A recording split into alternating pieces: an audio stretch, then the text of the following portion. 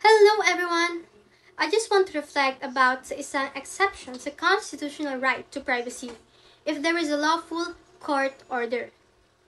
Like search warrant, normally lahat ng personal information, messages at gamit natin ay protected. Pero kung may probable cause, pwedeng mag-issue ang korte ng order. For example, isipin natin may malaking case ng drug trafficking na ginagamit ang social media at online banking para magtago ng transactions.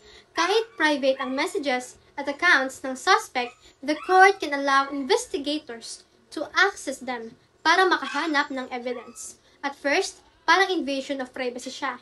Pero kung hindi papayagan, mahihirapan ang authorities na mahuli ang mga taong involved at baka lumala pa ang krimen. Dito ko na-realize na ang privacy natin ay mahalaga. Pero hindi siya absolute.